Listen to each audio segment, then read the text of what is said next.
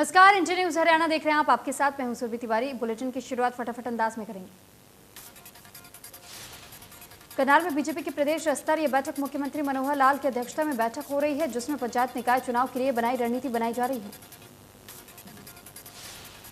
CM Manohar Lal की अध्यक्षता इस बैठक के पंचायत और निकाय चुनाव के लिए रणनीति बनाई गई है। बैठक में डिप्टी स्पीकर रणबीर गंगवा, सुभाष बराला, मूलचंद शर्मा, बनवारी लाल, बबीता फोगाट मौजूद रहे। इस बैठक में खेल मंत्री संदीप सिंह समेत सभी मंत्री और विधायक बैठक में मौजूद रहे। वहीं संगठन के पदाधिकारी भी बैठक में शामिल हुए। बैठक को लेकर सुरक्षा के कड़े इंतजाम किए गए हैं। वहीं पुलिस ने रास्तों पर बैरिकेड लगाकर आवाजाही बंद कर दी है। बीजेपी की बैठक में पहुंचे प्रदेश अध्यक्ष ओपी धनखड़ ने दीपेंद्र हुड्डा और रणदीप सुरजेवाला पर कटाक्ष किया। इस दौरान उन्होंने फसल खरीद को लेकर के तंज कसा है। ओपी धनखड़ ने कहा कि दोनों नेता कांग्रेस शासित राज्य पंजाब और राजस्थान में मक्का और बाजरे की खरीद एमएसपी पर करवाए, ताकि दोनों राज्यों के किसान अपनी फसल को लेकर के हरियाणा ना पहुंचे। प्रदेश की मनोहर सरकार द्वारा चालू की गई डायल 112 पर कार्यरत पुलिस कर्मचारी भी अपनी बेहतरीन सेवाओं से लोगों का लाभ पहुंचा रहे हैं। सोनीपत के मूर्थल में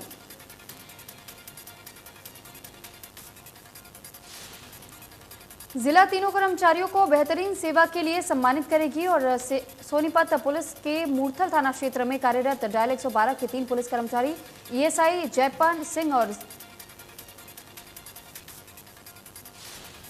प्रदेश सरकार ने डायल 112 गाड़ी पिछले दिनों चालू की थी, जिसमें एक गाड़ी पर 3 पुलिसकर्मियों की ड्यूटी रहती थी, जिनमें से एक लोकेशन ट्रेस करता है और दूसरा ड्राइविंग करता है और तीसरा इन्वेस्टिगेटर के रूप में अधिकारी मौजूद रहता है।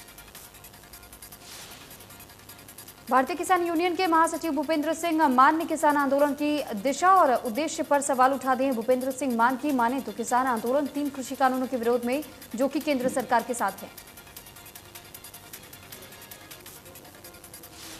उन्होंने कहा है कि किसानों को अगर विरोध करना है तो केंद्र सरकार का करे, लेकिन सीएम मनोहर लाल का विरोध करने का कोई औचित्य नहीं बनता है। उन्होंने कहा है कि अगर सीएम का ही विरोध करना है तो फिर पंजाब के सीएम, राजस्थान के सीएम का भी विरोध होना चाहिए। अकेले सिर्फ हरियाणा के सीएम का विरोध करना सही नहीं है। कांग्रेस नेता राहुल गांधी ने एक बार फिर से केंद्र सरकार पर निशाना साधा। राहुल गांधी ने ट्वीट करते हुए पूछा है कि बीजेपी की आय 50% बढ़ गई और आपकी? देश में फिर बढ़ने लगे कोरोना के नए केस। पिछले 24 घंटे में सामने आए 40,000 से ज्यादा नए केस। कुल मरीजों की संख्या हुई 3 करोड़ 26 लाख के पार। केरल में कोरोना का कहर बढ़ता जा रहा है। पिछले 24 घंटे में कोरोना के 32,801 नए मामले सामने आए हैं, जबकि एक दिन में 179 की मौत हुई है और केरल में 1 लाख से ज्यादा केस अब तक एक्टिव हैं। महाराष्ट्र में 24 घंटे में कोरोना के 4,654 नए केस सामने आए हैं। एक दिन में 170 मरीजों ने दम तोड़ा है। महाराष्ट्र में अभी करीब 51,000 केस एक्टिव हैं।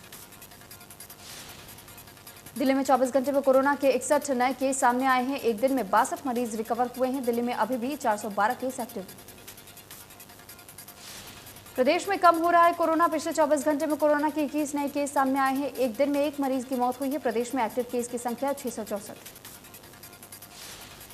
कोरोना की संभावित तीसरी लहर से पहले सिरसा स्वास्थ्य विभाग अलर्ट हो गया है। स्वास्थ्य विभाग ने अभी से ही बंदोबस्त करना शुरू कर दिया है। कोरोना वैक्सीनेशन के मामले में देश ने नया रिकॉर्ड बनाया है। शुक्रवार को देश भर में कुल 1 करोड़ से ज्यादा लोगों को वैक्सीन लगाई गई। इसी के साथ भारत में अब तक 62 करोड़ से ज्यादा लोगों को वैक्सीन लगाई जा चुकी है। देश भर में सबसे ज्यादा वैक्सीन उत्तर प्रदेश में लगी है। यहां 28,62,649 लोगों को वैक्सीन लगाई गई। पीएम ने ट्वीट करके देशवासियों को इस बारे में जानकारी दी। उन्होंने कहा कि देश ने 1 करोड़ दैनिक वैक्सीनेशन के टारगेट को पूरा कर लिया है। टीकाकरण अभियान को सफल बनाने वालों को बधाई। बल्लभगढ़ में वैक्सीनेशन का काम जोरों पर चल रहा है। रोजाना अलग अलग जगहों पर लोकल प्रतिनिधि स्वास्थ्य विभाग के साथ वैक्सीनेशन का कैंप लगा रहे हैं। आज बल्लभगढ़ के किसान भवन में 3 पार्षदों ने मिलकर वैक्सीनेशन का बड़ा शिविर का आयोजन किया है, जिसमें 1000 लोगों को वैक्सीनेशन की डोज लगाने का टारगेट रखा गया। बीजेपी नेताओं ने कहा है कि बेशक रोजाना वैक्सीनेशन कैंप बल्लभगढ़ शहर में लग रहे हैं, लेकिन फिर भी बहुत से ऐसे लोग हैं जिन्हें अभी तक वैक्सीनेशन नहीं लग पाई है। उन्हीं के लिए इस शिविर का आयोजन किया गया है।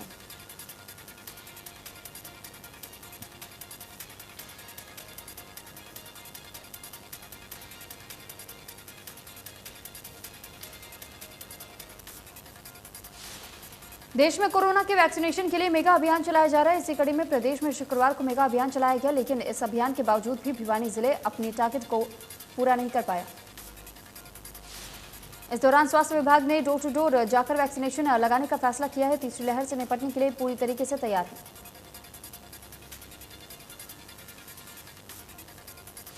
चरखी दादरी में बिजली विभाग के कर्मचारी वेतन न मिलने से परेशान हैं। डीसी रेट पर वेतन न मिलने से नाराज बिजली विभाग के कर्मचारी ने प्रशासन के खिलाफ प्रदर्शन किया।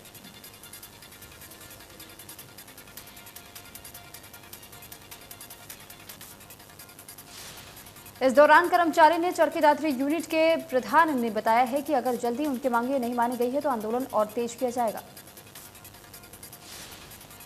साथ ही उन्होंने कहा है कि इससे पहले कर्मचारियों ने एसडीओ को नोटिस भी दिया था, लेकिन एसडीओ ने कोई प्रतिक्रिया नहीं दी, जिसके बाद से कर्मचारी प्रदर्शन करने पर मजबूर हुए। फतेहाबाद के बनगांव गांव के पास सुबह अचानक सिरसा मेजर नहर टूट गई है, जिससे किसानों की सैकड़ों एकड़ फसलों में पानी भर गया है। इस इलाके में नरमा और कपास की ज्यादा बिजाई होने के चलते नरमा कपास के खेतों में काफी पानी भर गया है, जिसके कारण किसानों की फसलों को नुकसान पहुंचा है। जिसके बाद सिंचाई विभाग को मामले की सूचना दी गई। नहर का पानी बंद करवाया गया ताकि जहां से नहर टूटी है वहीं से मरम्मत करके उसे बंद किया जा सके। सिंचाई विभाग के अधिकारियों की लापरवाही के चलते यह घटना हुई है। जिन बेलदारों की ड्यूटी नहर की रखवाली और रखरखाव की होती है, उन बेलदारों को अफसरों ने अपने कार्यालय और ड्राइवरी के काम पर लगा रखा है।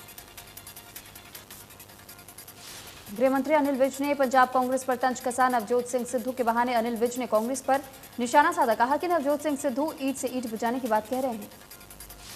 उन्होंने आगे कहा कि मिस्त्री अपने ही घर में ईंट फेंकने लगे तो समझ जाओ बेड़ा गर्क हो रहा है। अब कांग्रेस के घर को धराशायी होने में देर नहीं है। कुरुक्षेत्र में पुलिस ने गुप्त सूचना पर छापेमारी कर पुलिस ने 3 अवैध शराब की भट्टियों से सैकड़ों लीटर लहन सहित 59 कच्ची शराब की बोतलें बरामद की और 2 नशा तस्करों को काबू किया। जांच अधिकारी ने बताया कि पुलिस को सूचना मिली थी कि बड़ी मात्रा में अवैध शराब बनाई जा रही है, जिसके बाद छापेमारी की गई। नशा तस्करों को काबू किया गया। मामले में अभी भी कुछ लोग फरार हैं, उन्हें भी जल्द काबू कर लिया जाएगा। सोनीपत नगर निगम में काम करने वाले ठेका कर्मचारियों के पीएफ में गड़बड़झाला सामने आया है। 1.5 साल से कर्मचारी अपने पीएफ के पैसे के लिए चक्कर काट रहे हैं। मामले के अधिकारियों और ठेकेदारों पर मिलीभगत से कर्मचारियों की फाइल गायब करने का आरोप लगा है।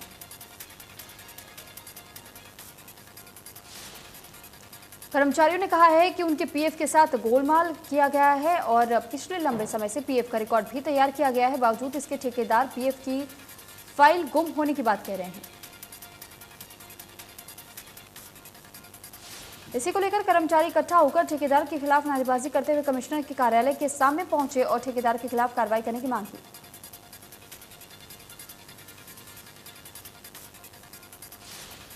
मानसून के दौरान कई राज्यों में बाढ़ से होने वाली तबाही को कम करने के लिए यमुनानगर में एक डैम का निर्माण किया जाएगा, जिससे यमुना नदी के पानी को नियंत्रित किया जा सकेगा।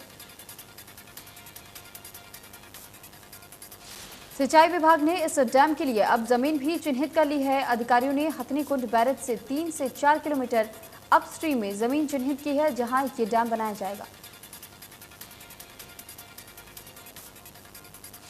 पिछले दिनों सीएम मनोहर लाल ने हथनीकुंड बैरेज का दौरा किया था और अधिकारियों को डैम के लिए जमीन तलाशने के निर्देश दिए थे।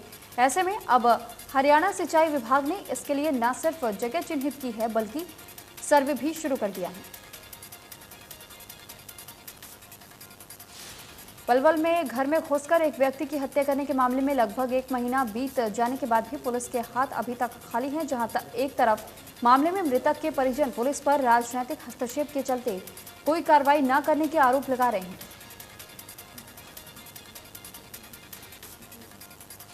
तो वहीं दूसरी तरफ पुलिस इन आरोपों को निराधार बता रही है। पुलिस का कहना है कि मृतक की पोस्टमार्टम रिपोर्ट आने के बाद ही मामले का खुलासा हो पाएगा। मामला 31 जुलाई का है। गांव भुलवाना निवासी के होटल थाने में शिकायत दर्ज कराई थी कि वो अपने पिता के साथ किसी काम से दुकान पर जा रहा था। इस दौरान बाइक पर सवार होकर के 2 युवक आए और पीड़ित और उसके पिता के साथ साइट हटाने के लिए गाली गलौज करने लगे। इस दौरान युवक ने जान से मारने की धमकी देते हुए मौके से फरार हो गए और बाद में आरोपी उसके घर आए और उन पर हमला बोल दिया।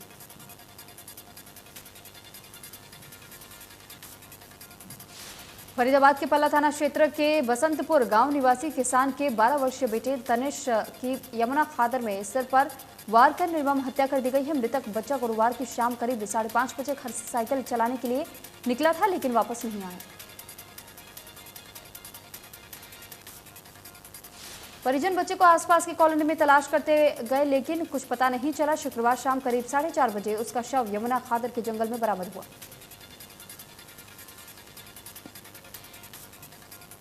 पल्ला थाना प्रभारी रणवीर सिंह ने बताया कि शुक्रवार करीब 11 बजे मृतक बच्चे के पिता बलेश्वर अवाना ने बेटे के लापता होने की सूचना दी थी। पुलिस ने धारा 363 के तहत केस दर्ज कर उसकी तलाश शुरू की।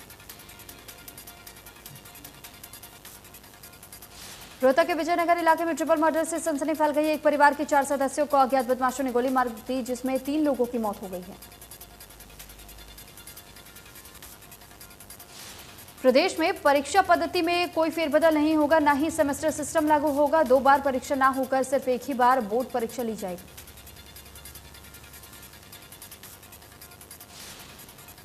ये जानकारी दी बोर्ड अध्यक्ष प्रोफेसर डॉक्टर जगबीर सिंह ने। उन्होंने कहा कि सीबीएसई की तर्ज पर बोर्ड 2 बार परीक्षा लेने पर कोई विचार नहीं कर रहा है। परीक्षा में नकल रोकने के लिए कदम उठाए जा रहे हैं।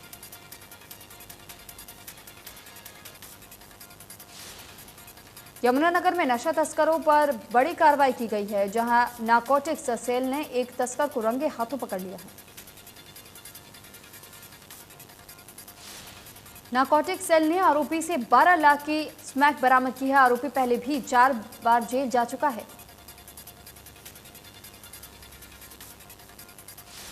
आवारा जानवरों की वजह हाल ही में आईएमटी क्षेत्र में एक बड़ा हादसा हुआ है, जिसमें एक सांड ने बाइक सवार एक युवक की जान ले ली है।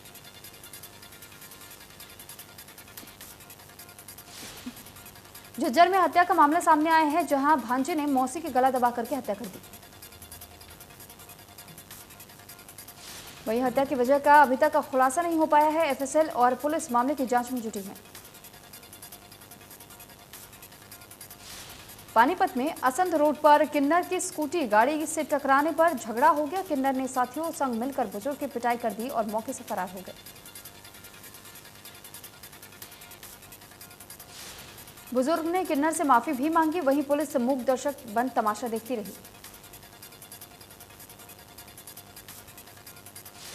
मानसून के इस मौसम में प्रदेश में कई जगह जलभराव की स्थिति देखने को मिली। रेवाड़ी में भी कई जगह जलभराव हुआ, जिसके लेकर पूर्व कैबिनेट मंत्री कैप्टन अजय यादव ने सहकारिता मंत्री बनवारी लाल पर निशाना साधा।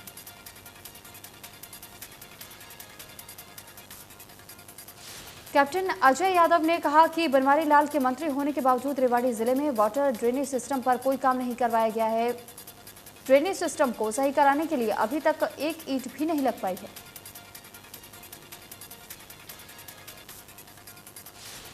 आज तक वाटर ड्रेनेज सिस्टम पर जो भी काम हुआ वो सब उनके कार्यकाल में ही हुआ। अजय यादव ने कहा कि स्थानीय नेता काम नहीं ड्रामा करते हैं। वहीं कैप्टन अजय यादव ने जातीय जनगणना को जायज ठहराते हुए कहा कि इससे गरीबों को उनका हक मिलेगा।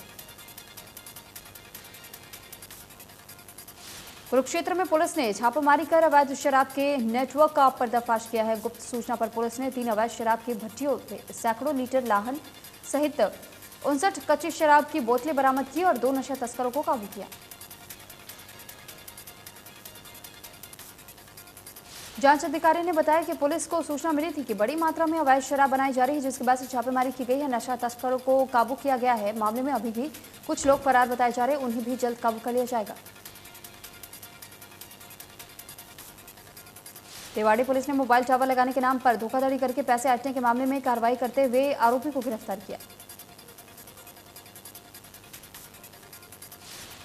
उसके कब्जे से 80,500 रुपए, 7 मोबाइल फोन, 11 फर्जी सिम कार्ड और 2 एटीएम बरामद किए गए। गिरफ्तार किए गए आरोपी की पहचान हिमाचल प्रदेश के पोंटा साहिब निवासी धीरज के रूप में की गई है। पलवल कैंप थाना क्षेत्र में एक महिला को जहर देकर के मार डाला गया। मृतक महिला के भाई की शिकायत पर पुलिस ने हत्या का मुकदमा दर्ज किया है। अभी तक आरोपी को गिरफ्तार नहीं किया जा सका।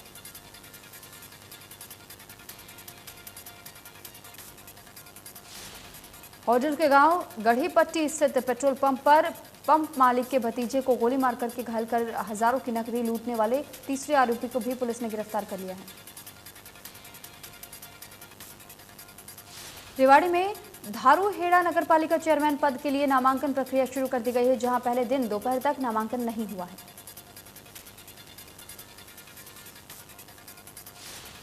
यहां नामांकन की प्रक्रिया 2 तारीख तक चलेगी और 12 सितंबर को चेयरमैन पद के लिए मतदान होगा। प्रचार होर्डिंग्स के लिए जगह चिन्हित कर दी गई है। करनाल के कल्पना चावला मेडिकल कॉलेज के एमबीबीएस के छात्रों ने हड़ताल कर दी है। हॉस्टल में पानी की दिक्कतों और अस्पताल के लिफ्ट खराब होने से नाराज छात्र धरने पर बैठ गए हैं। करीब 2 घंटे तक छात्रों के विरोध जारी रहा है। बाद में कॉलेज निदेशक जगदीश दुरेजा ने छात्रों के साथ मीटिंग की और उनकी सभी समस्याओं को हल किए जाने का भरोसा दिया। आश्वासन के बाद भी अभी तक कोई कार्रवाई हो नहीं पाई।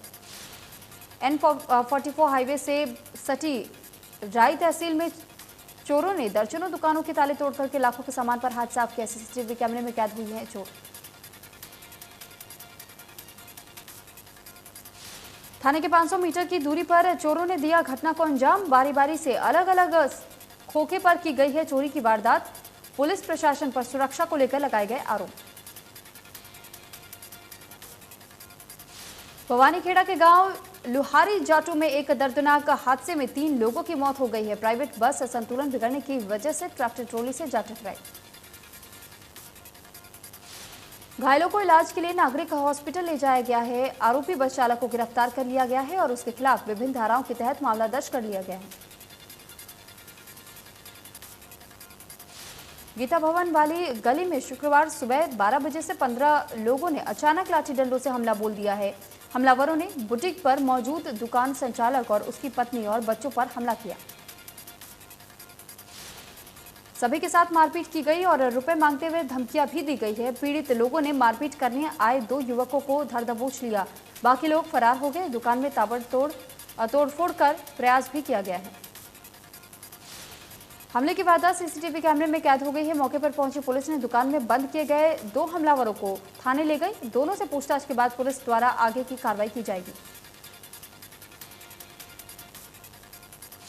चरखी दादरी में सफाई कर्मचारी यूनियन के आह्वान पर सभी कर्मचारी हड़ताल पर हैं। उन्होंने सरकार और प्रशासन के खिलाफ जमकर नारेबाजी की। सफाई कर्मचारियों ने ठेका प्रथा और लंबित मांगों को लेकर के हड़ताल किया। सफाई कर्मचारियों के रोष प्रदर्शन के मद्देनजर प्रशासन ने भी सुरक्षा व्यवस्था बनाए रखने के लिए भारी पुलिस बल की तैनात किया है।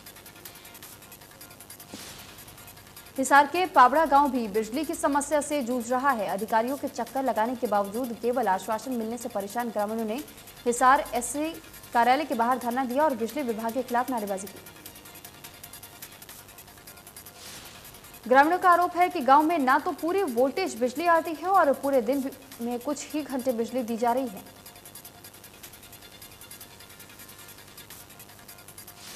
भवानीखेड़ा में पेयजल समस्या को लेकर के गांव धनाना में महिलाओं ने लगाया जाम। इस दौरान ग्रामीणों ने कहा कि 1 महीने से नहीं की जा रही है गांव की पेयजल की सप्लाई।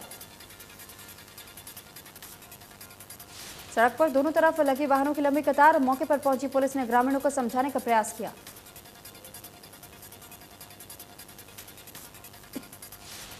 गुरुग्राम में प्ले स्कूल की तर्ज पर विकसित होंगे आंगनवाड़ी केंद्र, जिसमें बच्चों को फ्री शिक्षा दी जाएगी। साथ ही उन परिवारों के लिए काफी राहत होगी जो कि अपने बच्चों को प्राइवेट स्कूलों में या प्री नर्सरी स्कूलों में पढ़ा नहीं पाते थे।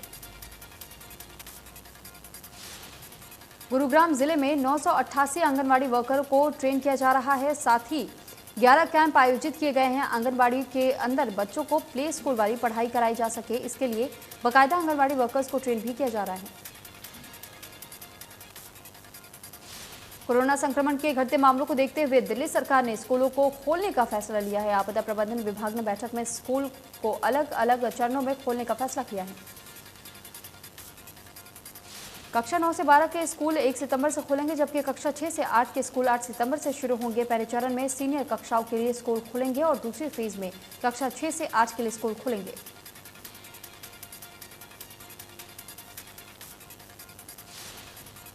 अफगानिस्तान में अमेरिकी सेना ने बड़ी कार्रवाई की है। काबुल ब्लास्ट के जवाब में अमेरिकी सेना ने अफगानिस्तान में आईएस आतंकी के खिलाफ एयर स्ट्राइक की है। मानव रहित विमान से नांगरहार में अमेरिका सेना ने हवाई हमले किए हैं और इस हवाई हमले में अमेरिकी सेना ने काबुल ब्लास्ट के साजिशकर्ता को ढेर कर दिया है। एयर स्ट्राइक के बाद अमेरिका ने काबुल एयरपोर्ट से लोगों को हटने के लिए कहा है। अमेरिका को आशंका है कि काबुल एयरपोर्ट पर फिर से आतंकी हमला हो सकता है। अमेरिकी राष्ट्रपति जो बाइडेन की राष्ट्रीय सुरक्षा टीम ने राष्ट्रपति से कहा है कि काबुल में एक और आतंकवादी हमला हो सकता है। सुरक्षा टीम ने राष्ट्रपति बाइडेन को बताया है कि अफगानिस्तान की राजधानी काबुल में एयरपोर्ट पर अधिकतम बल सुरक्षा उपाय किए जा रहे हैं।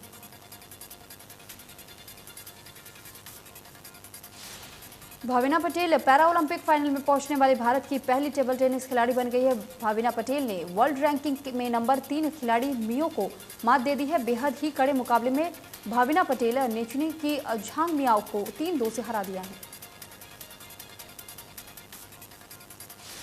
गुजरात के मेहसाणा की भाविनी पटेल अब खिताबी मुकाबले में 29 अगस्त को उतरेंगी, जहां उनका सामना चीन की झाओ यिंग से होगा। खेल मंत्री अनुराग ठाकुर ने भाविना पटेल को बधाई दी है और उन्होंने ट्वीट कर लिखा है, शानदार खेला भाविना, फाइनल के लिए बहुत बहुत बधाई। प्रधानमंत्री नरेंद्र मोदी आज पंजाब के अमृतसर में जलियांवाला बाग स्मारक के पुनर्निर्मित परिसर का वीडियो कॉन्फ्रेंसिंग के जरिए उद्घाटन करेंगे। इस खास मौके पर केंद्रीय संस्कृति मंत्री जी किशन रेड्डी, केंद्रीय आवास मंत्री हरदीप सिंह पुरी समेत सभी लोकसभा और राज्यसभा सांसद और Jallianwala Bagh national memorial trust के सदस्य उपस्थित रहेंगे।